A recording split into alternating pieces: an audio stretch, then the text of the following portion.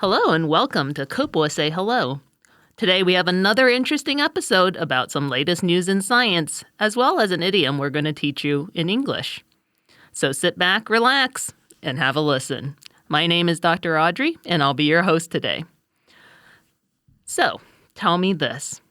Are you a dog person or a cat person? I myself actually am a dog person, even though I've had cats in the past. I love dogs because they're obedient, they're eager to please, and they're generally pretty happy animals, right? Like you can go on walks with them. They want to do things with you all day long. Well, if you're a cat person, think about why that might be the case. Many people actually value cats as companions or pets precisely because they're the opposite of what I just described a dog to be. Cats seem to be generally low-maintenance animals that don't really need daily walks and are pretty happy hanging out in their indoor spaces, though many cats do like to go outside. They're quiet.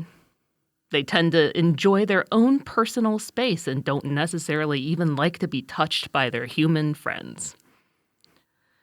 But most of all, I imagine that many people love cats because of their independent nature. These are creatures that generally seem to have a mind of their own. They seem more independent than dogs, and they require very much less hands-on attention and supervision. You can leave them alone for longer periods of time, and they might be suitable for people with busy work schedules or travel schedules.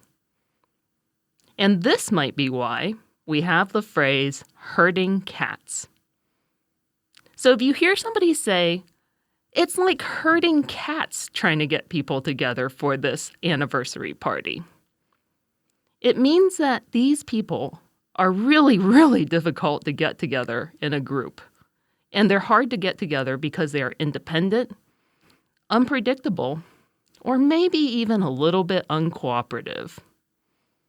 Does that sound like the cat that you love so much that spends time with you at home? If so, then you'll perfectly understand where this expression came from. So one might say, trying to get all the kids together ready for school this morning, it was like herding a bunch of cats. This means that it was really chaotic and challenging, getting all these little people organized and ready for school. So next time you think about wanting to get people together and you're having a hard time about it, you can use this phrase to describe your experience. So you might not have heard that there's recently some really exciting cat-related news in the science world. A group of scientists in late 2024 announced that they found a new species of leopard cat.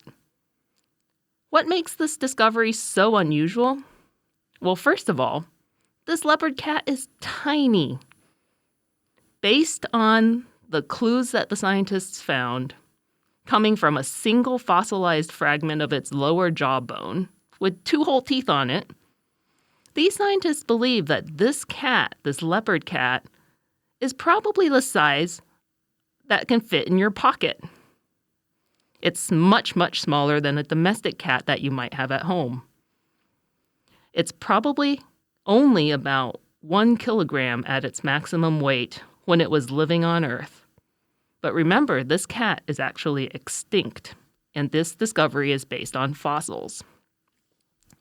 The other thing that's really unusual about it is that leopard cat ancestors are really difficult to find. They tend to be very rare fossils because these animals used to live in unsheltered forest environments, which means that when they die, their bones degrade very quickly, so that very few prehistoric specimens have survived.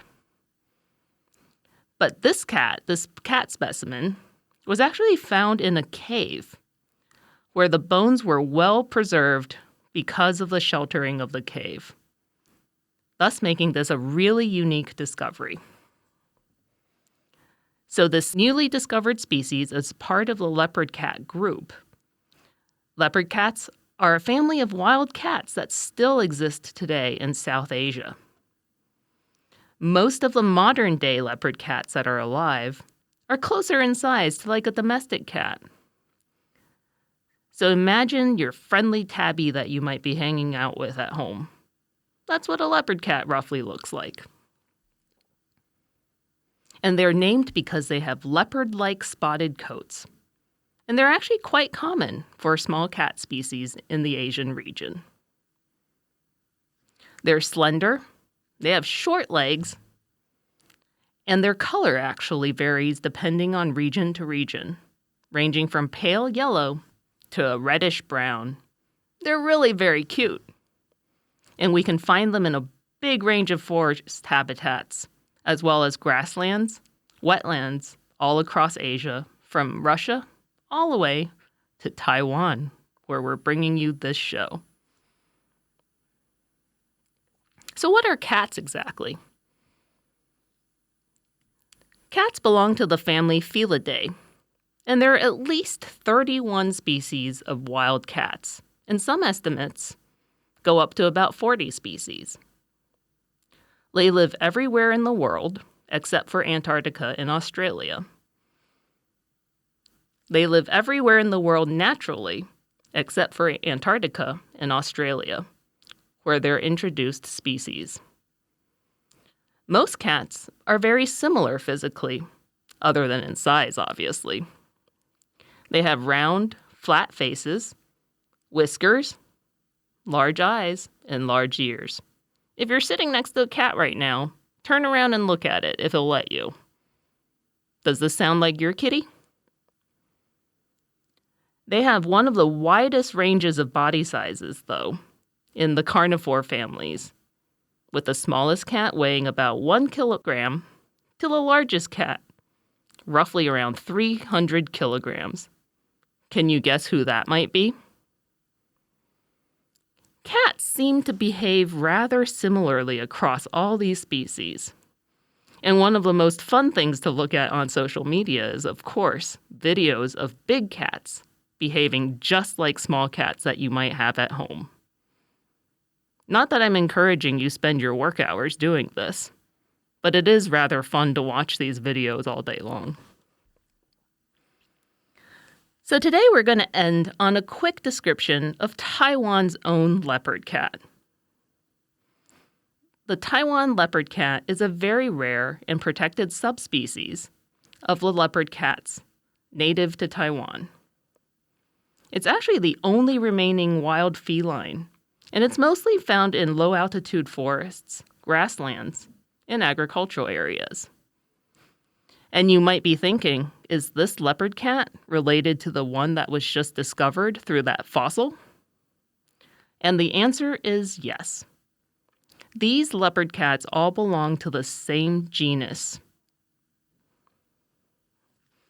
So the Taiwan leopard cat is like the leopard cats that we've described earlier. They're about the size of a domestic cat. They've got the spots. They've got the stripes. It mostly eats things like rodents and birds and reptiles. And like many cats that you know and love, they're nocturnal, they're solitary, and they're probably highly territorial. But because it's an endangered species, most of us don't get a chance to see these leopard cats. The estimate right now is that there's about 500 individuals left in the wild. Its population struggles because of habitat destruction, roadkill incidents, and pesticide use, which harms its prey and ecosystem that it lives in. So it's really important for us to understand the behavior of these cats and to conserve the areas that they live in, because these cats are unique to Taiwan, and we want to be able to see them thrive in the wild for a long, long time. So if you want to know how you can help, you can refer to your local conservation agency or look up the government's conservation site and think about the ways in which our behavior can support conservation of not only leopard cats, but many of the wild native species to Taiwan. That's all for today. I hope you learned lots about cats, and if you're a dog person, you'll get your chance another time.